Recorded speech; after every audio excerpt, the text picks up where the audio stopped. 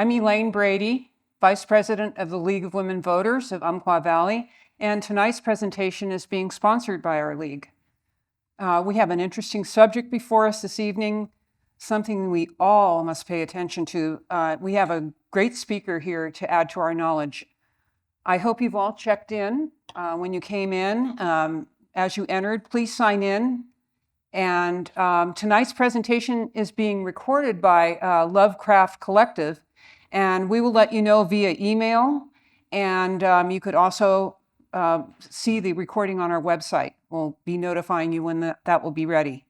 We'll post a link so that you can bring that up on our website as well. Well, we talked about links though, right? Okay. Thank you for being here. Near the end of the presentation, we'll ask for questions from the audience. If you are a loud speaker, you can ask from your seat. We ask that you give your name when you ask your question, or we can give you a 3x5 card to fill out if you like, or you're welcome to come up to the microphone. Tonight's subject is the ongoing cybersecurity challenge. The League of Women Voters of Oregon did a study on privacy and cybersecurity in 2020, and they created a new cybersecurity position that covers 3 sections: election security, information security, and personal information protection. The most important issue to the League right now is election security, as we face upcoming elections, state and federal. We must protect voters' ability to exercise an informed opinion on electoral matters. Tonight's subject will not be limited to election security, as the subject matter is much larger. We are fortunate to have with us an expert on the subject, Mr. Miguel Ramirez, owner and operator of RAM Technologies right here in Roseburg. RAM Technologies incorporates a team of industry-experienced professionals that can meet your technological needs. Their team consists of technology-driven professionals with large-scale field deployment experience to draw upon. This enables them to intimately understand your needs and assist with solutions and designs in ways that no other team can. Their high-performance strategy is to use their expertise in consulting and technology to help their clients achieve performance at higher levels so they can create sustainable value for their customers. They use their industry knowledge, expertise, and insight into an understanding of emerging technologies to formulate and implement solutions with and for their clients. They have a unique way of doing things, the RAM Technologies way. That's how they innovate, collaborate, and operate and deliver value for their clients. It is their core values in customer satisfaction, business, and ethics that are uncompromising standards for high performance that they deliver tomorrow's technologies today. Please help me welcome Mr. Miguel Ramirez, and he will speak for about 20 or 30 minutes, and then we will have a Q&A following that. Mr. Ramirez? Thank you. Excuse my inability to speak. I'm not an extremely good speaker. Either way, let's talk about cybersecurity. And one thing I'll say, I'll give some examples tonight. We actually have clients throughout the US, so the examples I give are not necessarily from Roseburg, just so you guys understand. Okay, so cybersecurity in 2025. So what is cybersecurity and why should we be concerned? Okay, cybersecurity is the practice of protecting devices, network systems, and data from digital hacks, damage, or unauthorized access. Just a little woodwork. Yes, thank you. It involves using technology, processes, and policies to safeguard against threats like malware, phishing, hacking, to ensure the confidentiality, integrity, and availability of information.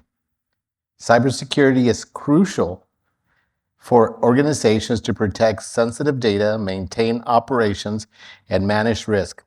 For individuals, it is essential for protecting personal information, financial security, and online accounts.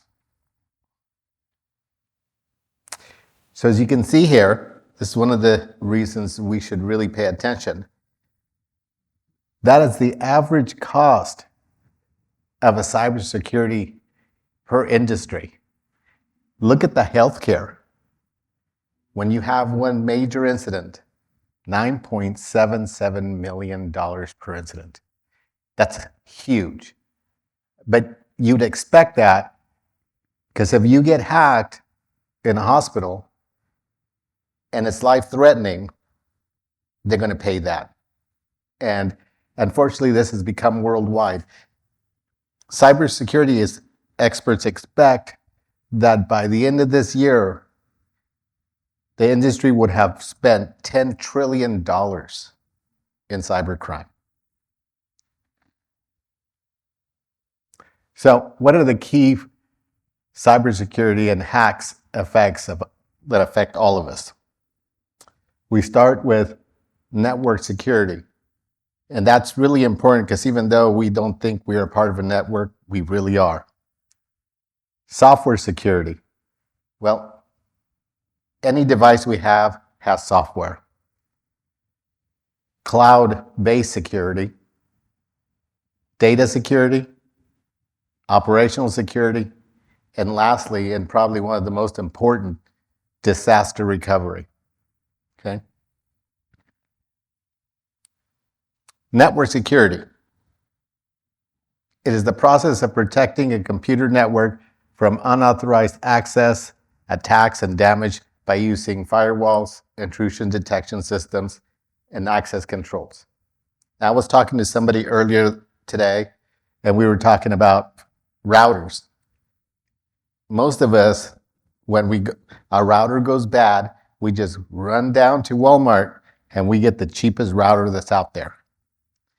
Unfortunately, when that happens, you also get the least amount of security. And we got home or to our office and we hook up this router and right away connects to the internet and we're all happy, we're good to go. The problem is that router has not really been set up. So if you don't do anything to it, that router maintains the default password, user, IP address, that all we have to do is get somewhere near it and we can hack right into it. Because we know the username and password. Most of these, the username is admin, password's either admin, password, read write. Those are the top ones that you sell out there that they come with. So even though you thinking your Wi-Fi is all set because you got this 14-character password, doesn't matter. You're going to hack right into your router. Okay? So, and a lot of it is because of that. You know, we don't ever really program them. Application focuses on protecting software and systems from threats by identifying vulnerabilities during development and testing and defending against attacks on live applications. This includes all sorts of software. That's why we have the Microsoft every Tuesday updates. Most of those, on a daily basis, you're going to get virus updates, and then every Tuesday, you're going to get an update. And those updates will go after a lot of those breaches that have happened. So that's why you want to make sure that your browsers stay up to date, your operating system stay up to date. You want to make sure you patch all that stuff up. Okay? Cloud. So what are we talking about when we talk about clouds? Most of us don't think we're in the cloud, when in fact, we are all in the cloud. How many of you guys have emails? Yeah. Well, that all resides in the cloud. It is very rare in this day and age that people use POP as a form of email. So people say, well, I got, a Gmail account. Well, that resides in Google's servers in the cloud. Microsoft, same thing, Hotmail. So inevitably, your information is up to get hacked. As a matter of fact, I was just talking to my wife yesterday. Google got hacked. Have you guys heard about that? Well, I forget how many millions of emails got hacked and passwords. She received a note from Gmail saying you need to change your password. And that's because they got hacked. So if you guys use OneDrive, Google Workspace, that's your information that's out in the cloud. Data security. So why does everybody want your data? Ever since we started business back years ago, everybody wanted your data because you'd get junk mail. In this day and age, it's just faster. You get email after email. My wife got 200 and some emails because her email got hacked in 2 minutes. Yeah. So right away, they started sending stuff to her. It's a big business. Google collects all that information, and if they can get hacked, then they have your information.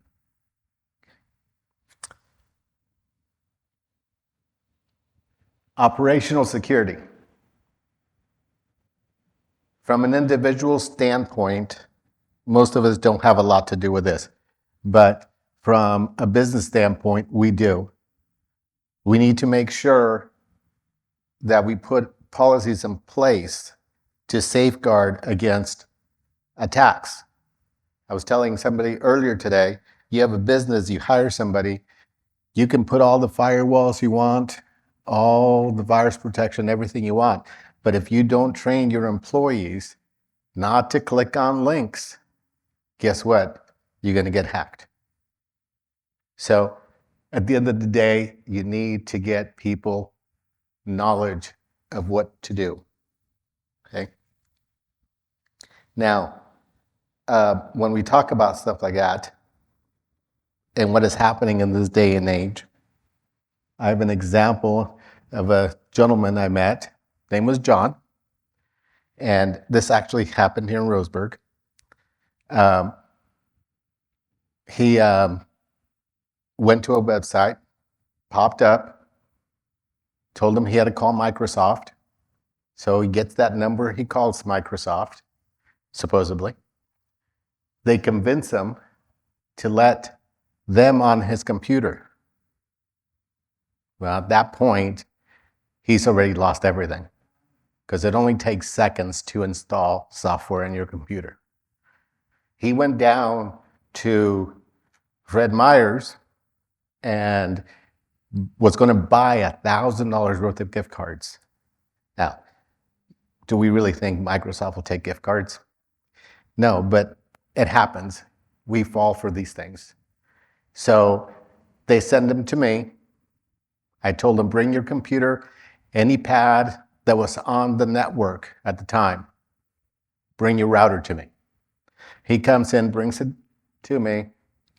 We start talking, and I told him, I can't get to this right away, but probably within a week I can get to it. A week later, he shows up. I told him I hadn't started. I had told him, you need to contact your bank. You need to let them know that you've been hacked and your accounts could probably be compromised. When he came back, he hadn't done any of that. He says to me, I've been thinking, I do get on this computer to get to my bank, but I never save passwords. And I'm like, John, you need to call them. So I get on the computer and I turn it on, and about 10 seconds later, I showed him all these numbers and everything else. And I go, do you recognize these numbers? And he's like, oh my God, that's my bank account with a username and password. If you have put it into that computer, it's somewhere in there. So Week later, I call him and I said, I got all your stuff. You come pick it up now. It's all clean. His wife shows up and I'm like, where's John? And she says, well, he's a little embarrassed. We ended up losing $10,000. And the bank was going to fight paying him for insurance for that because I had told him that he needed to call them, and he never did. So you need to stay on top of this.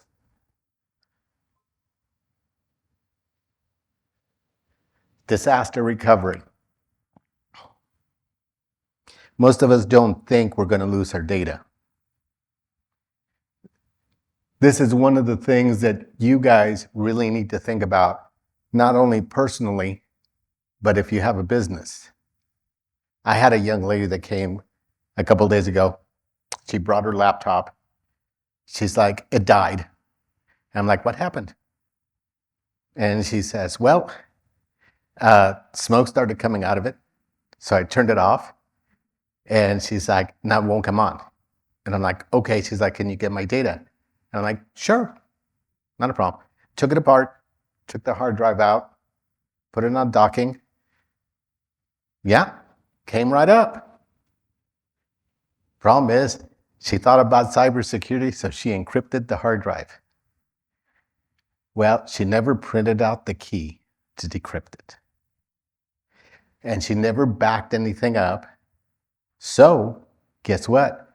We cannot break that decryption. I mean, you eventually could, but it costs way too much money. So she's lost all her pictures. She lost all her documents. I mean, it's still in that drive because it still works, but we can't get to it. So you need to have a plan, whether you back it to the cloud, whether you back it to a drive that you keep separately. You know, make sure you keep the keys to decrypt them. And it's good to encrypt them.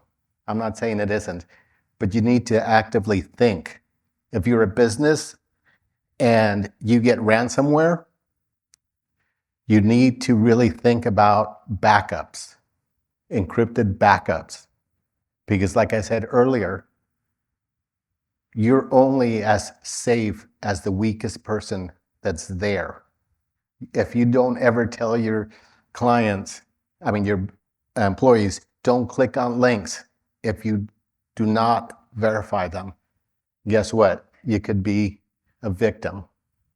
And you never really know when things like this can happen. With the introduction of AI,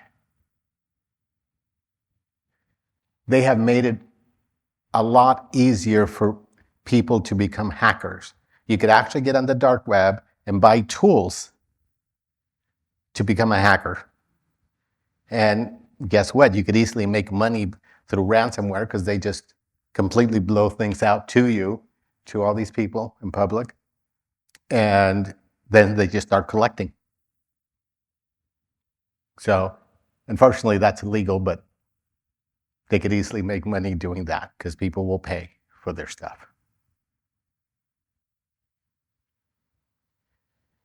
So let's talk about the process of a hack. And as we're talking about this, I'll give you another example. So the first step is identifying your targets and testing your defenses. So they send out bots, hackers send out bots to just go out there through the whole network, find out who's not secure, who's secure. In this day and age right now, because Windows 10 went obsolete, they will send bots to try to find out who's still on Windows 10. And if they can get into their system, then it's an easy way in. Okay? Then once they're in, they're going to try to establish a foothold. If we use John's example here, he went to a malicious site, was convinced that it was Microsoft, and then he allowed them in. Once they're in, they install software in there without you even knowing. And that's when they start doing their damage, because that software will start sending them data. Whether you're there or not, it will start sending them data. The computer just needs to be on and on the network. Okay. And of course, by that time, we get to the end game, which is stealing your information, holding it for ransom, whatever the case may be. So an example of a hack.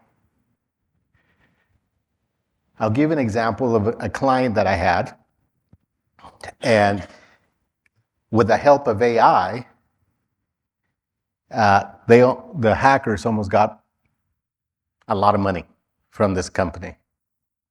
So one day I get a call, and the controller of this company calls me and says, "Hey, I think we've been hacked."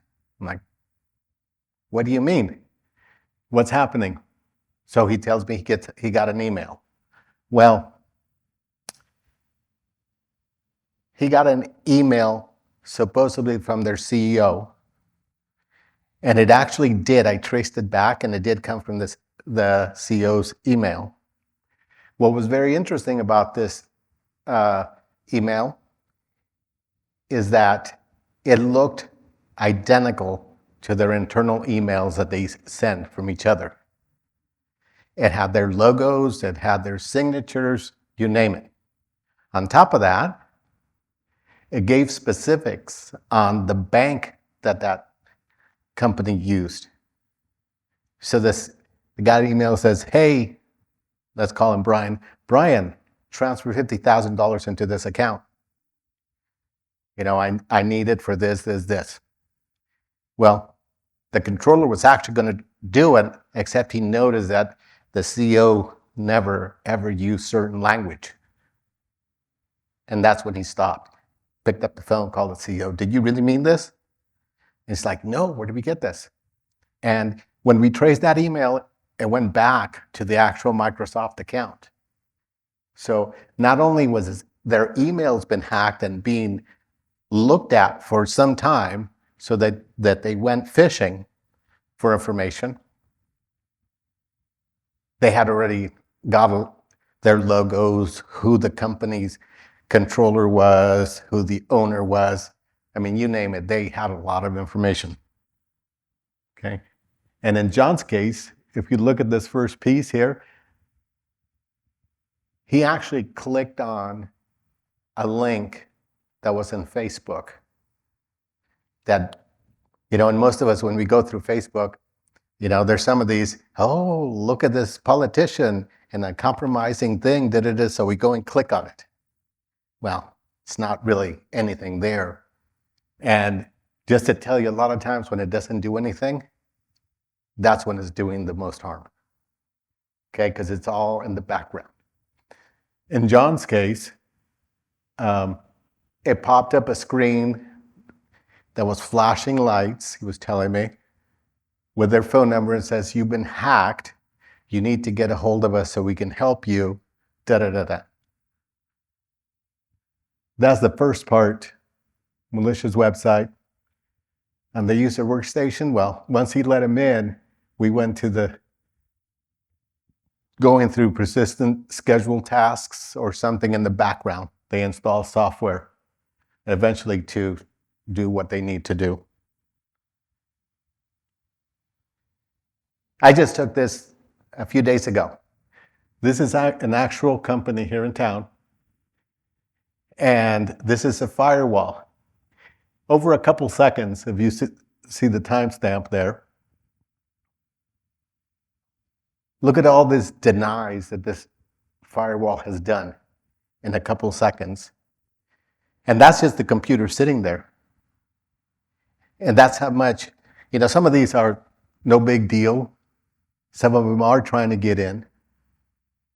So a firewall is actually well worth its money because it's going to help you a lot. These are a few types of attacks. Denial of service. That was big a few years ago. You guys probably haven't heard too much about these, but these happen all the time. And the reason that you haven't heard too much of the denial of service is because they happen all the time. All we hear is, oh, Microsoft was down, Facebook was down. Most of the time it's because of this. You get a bunch of computers that have been hacked, and at a specific time, they all start sending requests through that company's server. They try to overwhelm it. So when they overwhelm the server, you have a hacker that's trying to get in because its server's so busy over here that they try to get into the actual information and put backdoors so they can get in. The man in the middle is my favorite because I hear about it, people talking about it all the time and how they stop it. A few months ago, I was in Portland, and a gentleman I was talking to was telling me how he feels all safe because we were talking about security because he uses his VPN on his laptop when he's up in the hotel. And I'm like, makes you feel safe? He goes, yes. And I'm like, you're wasting your money. And the reason I say that, I think VPNs are great. Don't get me wrong. They do help you a lot. But when you go to a hotel room, which is a wide open network, and you use your VPN, well, it makes you feel nice and toasty because you're encrypted. If I'm on that network, I'll just hack into your computer. Don't care about whether your communication is encrypted or not. I'm right in with you. So once you leave that computer, yeah, you're encrypted. But if I'm right with you in the computer, doesn't matter. What I tell people is, if you really want to feel safe, spend money on a hotspot on your phone so you're not on an open network. Yes, get the VPN. That secures you more. Yes, ma'am. It's a virtual private network. It's in this day, and I can answer that afterwards. Okay. We talked about phishing. The example with that company CEO, that's more of a whale attack. And you go after the big fish. That's why it's called whale fishing. You have the basic stuff, and then you go after where people they're through AI and everything else and deep fakes. You actually can start pinpointing and know about people so that whatever email they get looks very tempting to click on links. And my wife will tell you, one of my big things I always tell her, don't ever click on the link. 3 days ago, she sent me a picture of her text. Do you think this is real? It came from FedEx, I think. And I'm like, don't ever click on things. And she's like, well, you taught me well. I've never clicked on the link. And I'm like, no, don't click on the link. If you're curious, call the people that send you this. And probably the last one more popular is the ransomware. Again, it goes back to, and these are getting really, ransomware is getting really sophisticated. Some of them don't require you to click on links anymore. So you need to be careful. Some of the emails that you get only require you to open the email, not necessarily click on a link. So the next generation firewalls do stop a lot of that. So when you do get a firewall, you need to be careful on what you buy, because not all firewalls are the same, And then the difference between a firewall and a router, as I tell people, is that the firewall is a fancy router. It actually has security. Most routers don't. They're very limited. The firewall without the license, if you let it lapse, it's just a paperweight. It'll let you get on the internet, but it's worse than a firewall, than a router. So If you have firewalls, make sure you maintain that license on it. The human factor, as I call it. In cybersecurity, technology sets the stage, but people determine the outcome.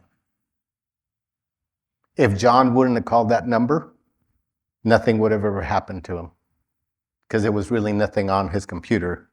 It was just a website that popped up that wasn't letting him do things. Okay?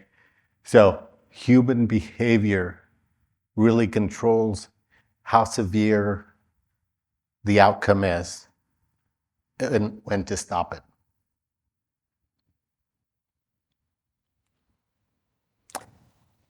That's basically it.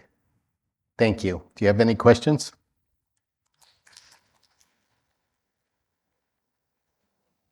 Yes, ma'am. You know, like I said, there's a lot of them out there. Um, in my company, we use WatchGuard, but there's, Dell sells there, out there. Um, Cisco is probably one of the pricier ones because they set the examples and started this a long time ago. So their appliances are pretty pricey, but they're very good. So it really depends on what you're looking for. FortiGate, there's hundreds of different ones.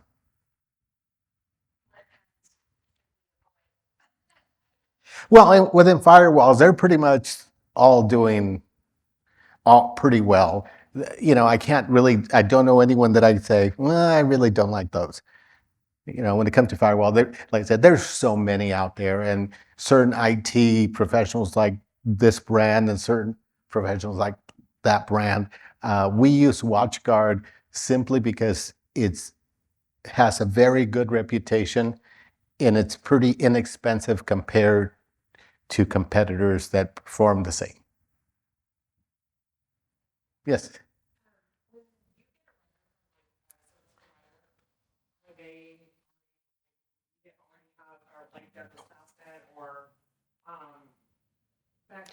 But okay, most of those, have they set them up for you? Well, in this day and age, they try to make you go towards setting them up with a phone or something like that. I can tell you that up to probably 6 months ago, Spectrum's routers still use the admin for their login. So basically, they were not secure. Since Well, that's what most people don't understand, and that is for the Wi-Fi. That is not to get onto the router. That is for the Wi-Fi. And yes, they have some very long, like I said, username and passwords to get onto the Wi-Fi, but that's the name of the Wi-Fi and the password to get into it. Actually today I was talking to a client of mine, and I had it explained to her, and I said, yeah, when you call me, let's talk about when you say to me Wi-Fi versus internet. There is a difference. The Wi-Fi is just when you're wireless. Okay, that is not your internet. Your internet provider, it's wired in there. Okay, so it's your network, your Ethernet. If you're wired in there. If you're not wired, then it's Wi-Fi. Okay, so there's a difference between the two. At the end of the day, though, if you're plugged into your router through the Ethernet cable and I hack your Wi-Fi, most people don't separate them. Whenever I set up a firewall, I separate. I always try to convince the companies to remove Wi-Fi from their internal network because Wi-Fi is easily hacked. I mean, if I go into, I don't know, some place here in Roseburg that supplies Wi-Fi, from my phone, all I have to do is send the command to that router because I'm in it, since it's free Wi-Fi, to disconnect everybody. And, all our phones will reconnect, all our laptops will reconnect. So as a hacker, I'll be there busy collecting username and passwords from everybody. And I'll be able to get right into their computer or their phone.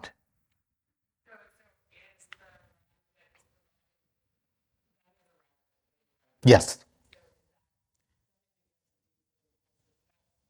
They've changed a lot, like I said, and I just brought Spectrum because I know they've changed. Now they make you set it up. So now you actually have to scan the thing, and you have to go in there and put a username and password. Netgear is trying to go that way. So if you go buy a Netgear router, go to Walmart, get a Netgear router.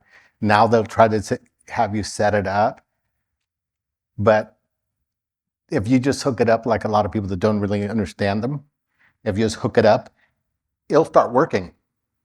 And if you use the Wi-Fi information they give you, you'll think it's working, but you've never really set up your router.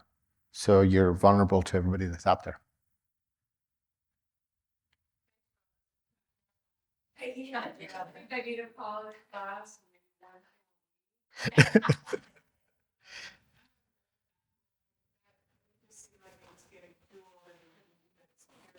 But I still use it as a DVD. Player in it, so I watch movies or whatever. By using that, I'm just having that open. Is that vulnerable? All of that. Yes. Well, either that or don't connect it to the internet. And don't think I just want to scare you. I mean, you can go years without being hacked because, hackers are more going through the masses than, to target somebody.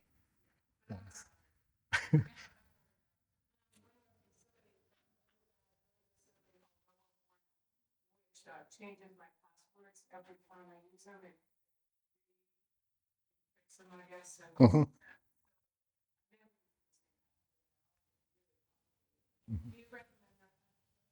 Yeah, all of that stuff is really helps in all this. And somebody asked me earlier about whether they should use like Google to save their passwords and stuff like that. Okay. And like I was telling you, just a few days ago, they got hacked. And like I said, I knew a few months ago they got hacked. So we're talking 2 hacks within less than 6 months. And, doesn't matter how big and how complex your password is. If the people who hold it are getting hacked, you know what I mean? But, in this day and age, definitely use that. Financial institutions always, always, always use two-factor authentication. As a matter of fact, most places now are starting to use two-factor authentication. Can't tell you how much longer it'll be before someone figures out how to hack that. But for right now, that's probably one of our best things.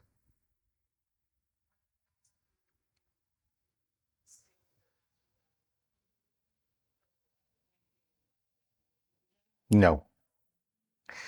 No. And we go back to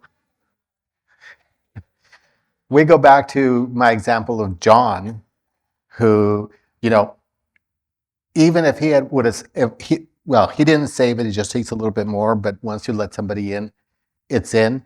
But on top of that, if you're saving it to Google and they got that information, they're going to try not just that, they're going to try other stuff.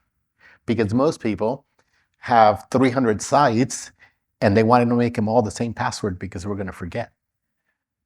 And I'm guilty of that. Don't get me wrong. I got probably about 1,000 different places I have to log in.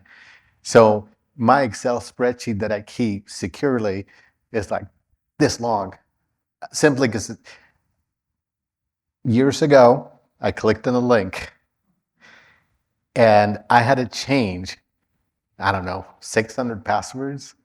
So I learned my lesson. So I make them all very differently and I keep them separated, and I never save them to any place besides what I have. Yes, ma'am.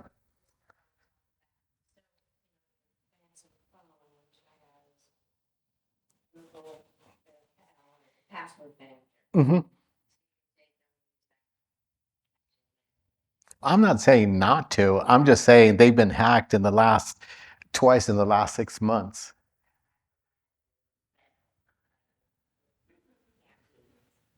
Yeah, no.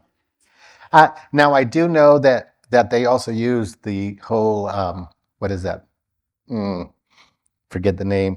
Where they have the special key where they go by your face and stuff like that. Um, Stuff like that is definitely more secure. So it's adding a next layer. So yes, your password might be compromised, but you'll get some sort of text saying, "Hey, do you want to allow this?" And then it'll ask you to look at it and to approve it or not approve it. And that's really where you want to go. So if you do save them, make sure that you put some sort of authenticator on that. Yes, ma'am.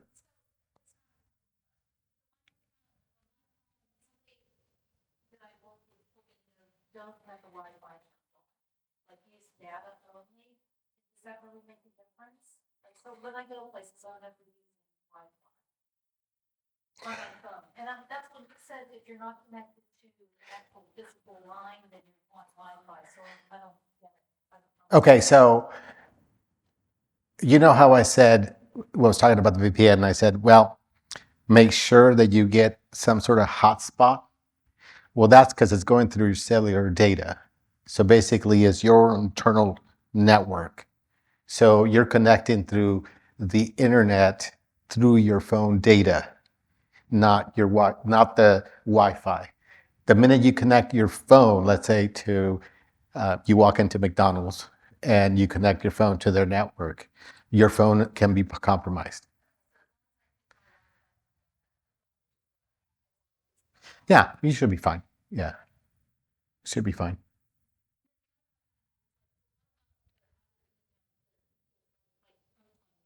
Once you actually pay for it, they say. They are encrypted.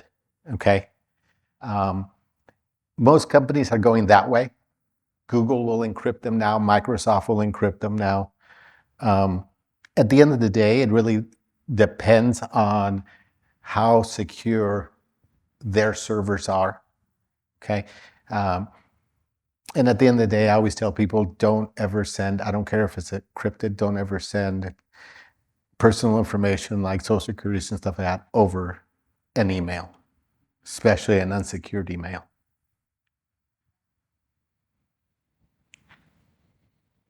Yes, ma'am.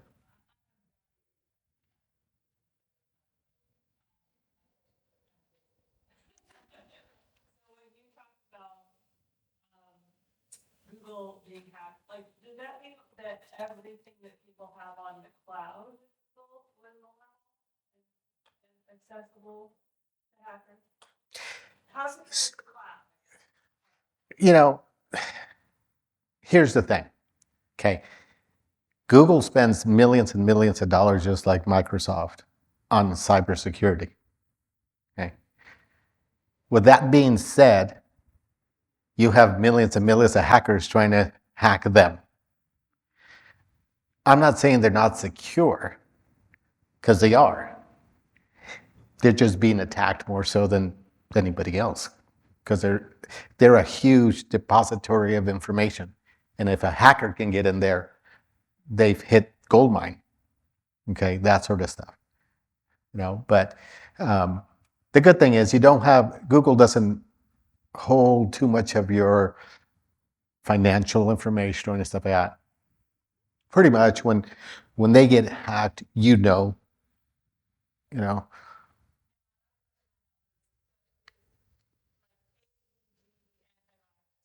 Antivirus software, are those what you're calling firewall? No.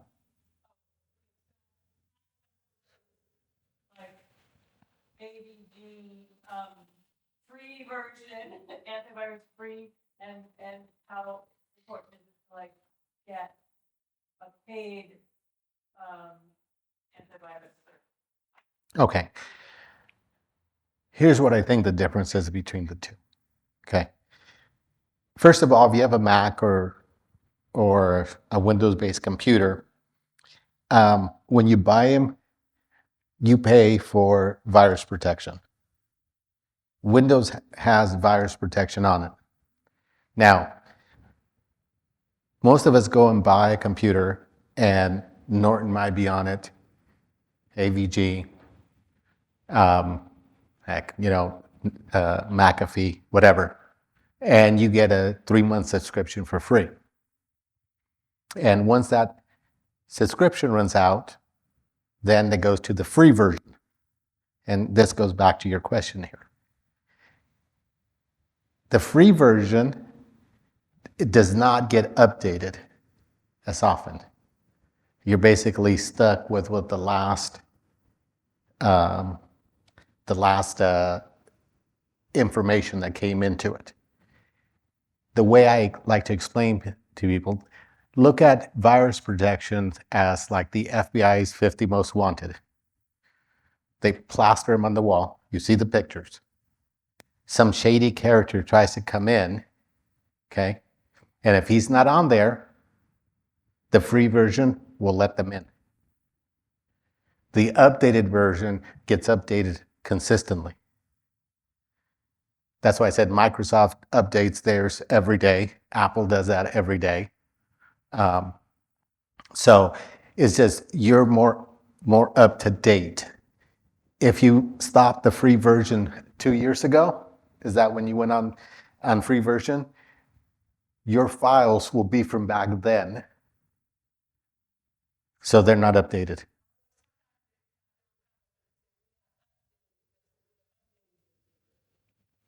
And they do that sometimes just to try to convince you to buy. Yeah, exactly.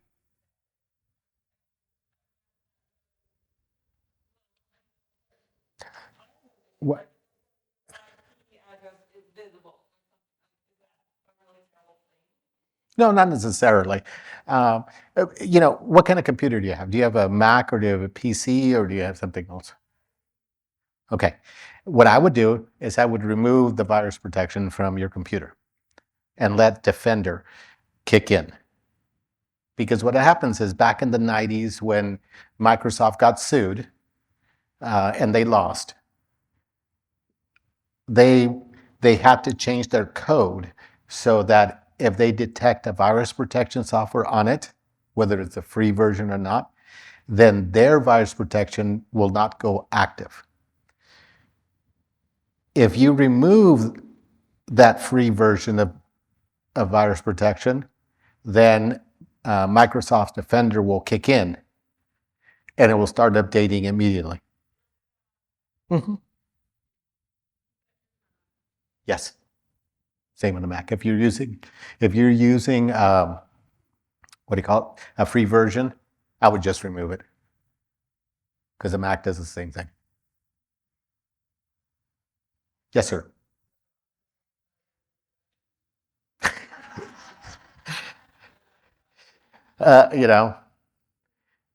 It's scary any way you look at it.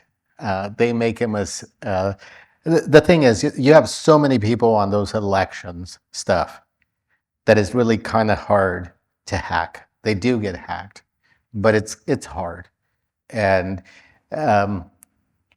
they invest so much money, and they're so focused on this period of time that I would agree with a lot of the people that are out there, that the IT professionals, that they are secure as best as you can get them.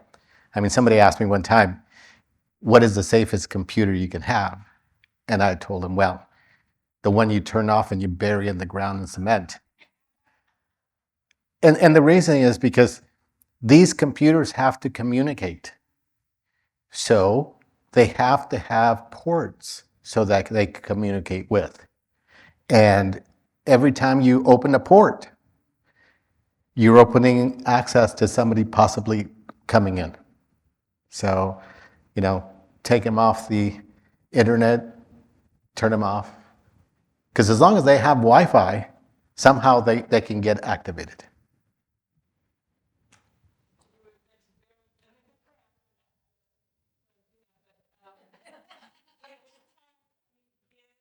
One away, like to recycle, Mhm. what should you do before you do that? Okay, this is what I do. Okay, so if one of my clients asks me to dispose of a computer for them, okay, and the reason I do this is because I can recover data from a hard drive that's been formatted up to 5 times. So you still get to that data. So what I do is, and you don't have to do this if there's not too many sensitive, but because I deal with doctors and health and lawyers and stuff like that, and you don't want that data getting out there. I literally use software to shred it, and then I have a service that actually shreds them, makes them little pieces. So it's impossible because,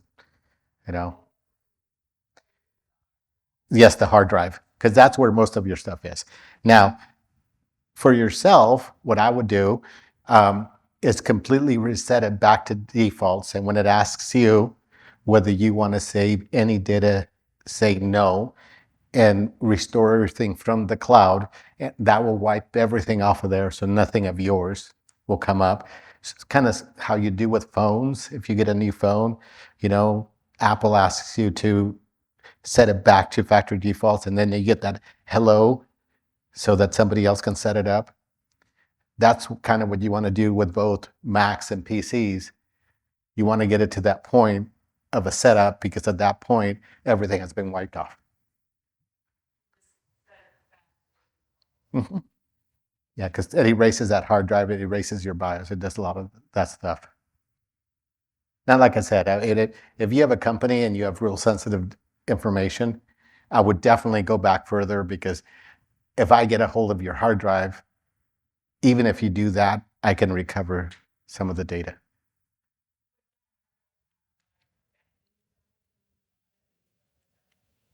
Anything that I did on the internet or not? It really depends on what you did and how old it was. If you did all that banking and you left everything is in there, yes, it's going to be in there.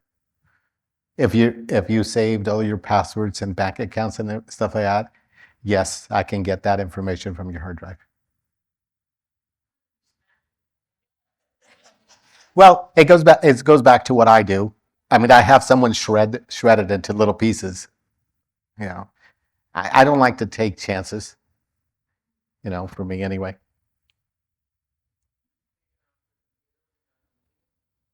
I don't think that really matters, I'll be honest with you. I mean, at the end of the day, that's less time on the internet. So yes, but most computers go to sleep anyway. And when they go to sleep, they're not really out there.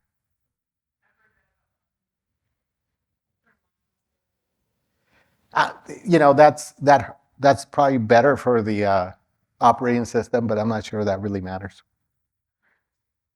Yeah. I go online shopping and I go, okay, with your card, what are you gonna pay with? I go, want to use this card? And it shows the last 4 numbers of my credit card, and I save that in there. So Actually, you must have, because at one point it would it would have asked you if you wanted to save that card. So I don't know. Maybe your husband did it. I don't know.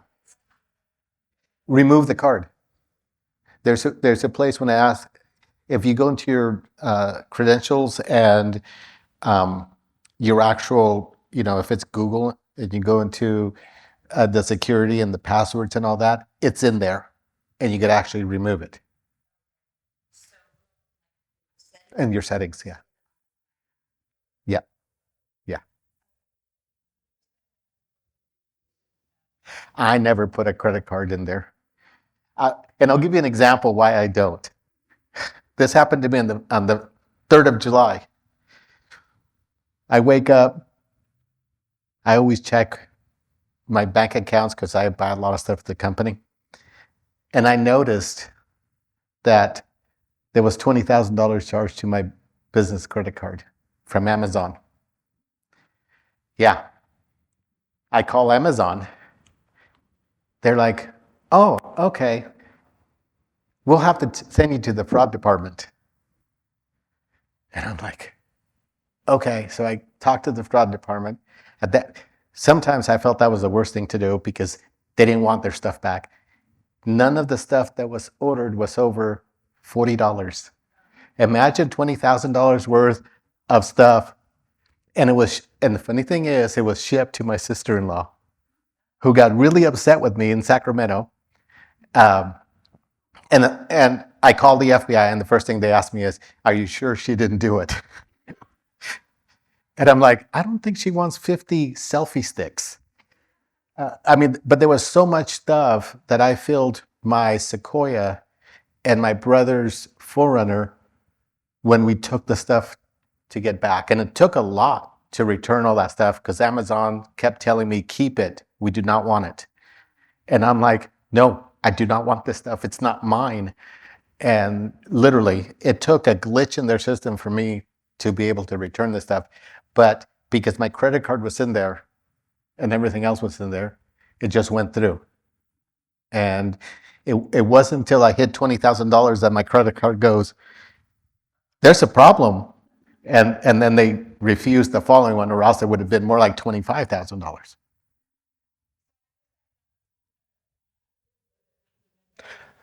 No, there was a nefarious person that was doing this. As a matter of fact, 2 days ago, Amazon called me. I buy so much stuff that I have my own rep. They called me and they wanted to know if this MacBook, I really wanted it, and since all my stuff is computer stuff, or not, because it was being shipped to Texas. And I'm like, no, that's not mine. And I'm like, how can they get in here? I've changed the passwords probably 10 times in the last 2 months. And still they were able to get in there. And because my credit card is saved on there, then guess what? They're going to charge it.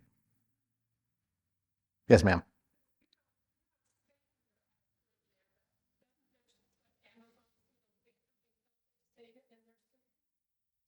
Well, it's always going to be saved in their system.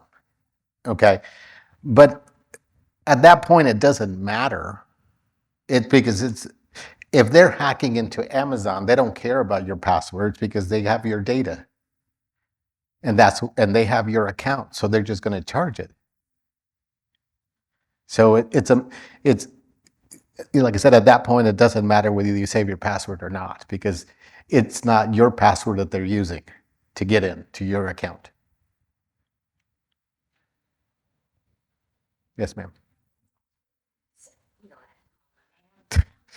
Okay. Change your password words and which ones are like. I actually change them every 6 months now. I got like 1,000 of them, yes. It takes me about 2 days to do it. Yeah. Again, I'm very skeptical on some of those. So I'd rather do them myself. I'm kind of old-fashioned that way. So, it goes back to the same thing that I'm skeptical. You would think that Google would be safe, but somehow they're getting hacked. And, that's the world we live in, unfortunately, this day and age.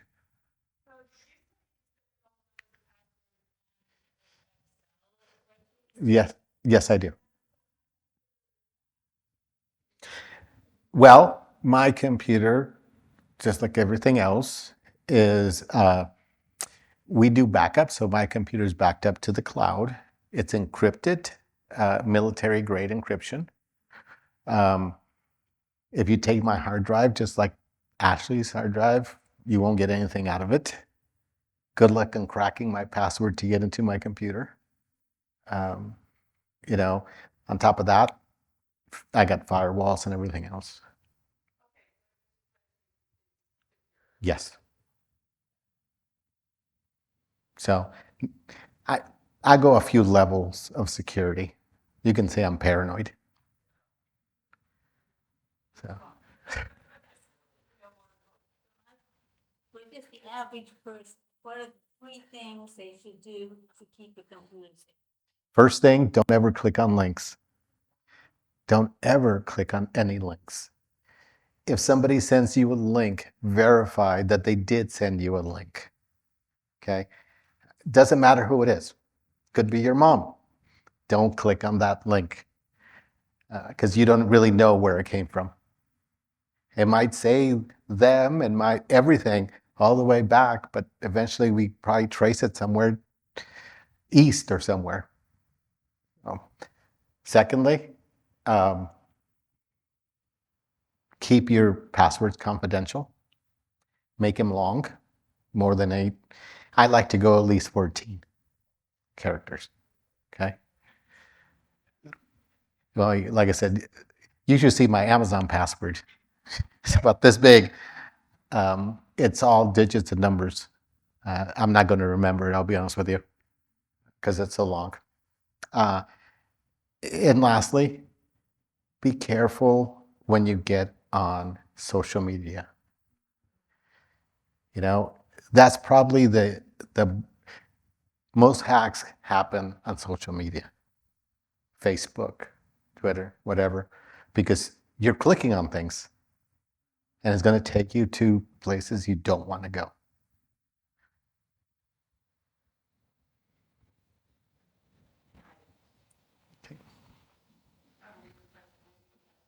Okay.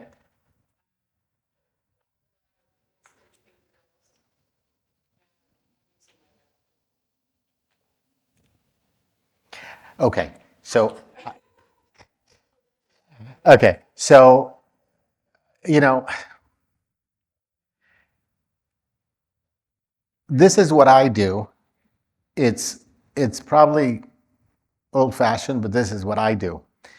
I use my debit card to pay those things too, but I never really have money in my account. So I have 2 daughters that are in college. I get texts from them all the time. Dad, could I have money? Dad, could I have money? I transfer the money into that account and then I give it to them. So everything goes out of one account, and I've instructed the bank not to transfer or to let anything come from the other accounts. You're welcome. Okay. Okay. Okay. Thank you very much. Thank you, Miguel, very much. And we have a small gift for you. Oh, Thank you you. gift from the League for Thank your you. presentation, which was frighteningly educational. Okay. And Thank you. I will be visiting you soon. Okay.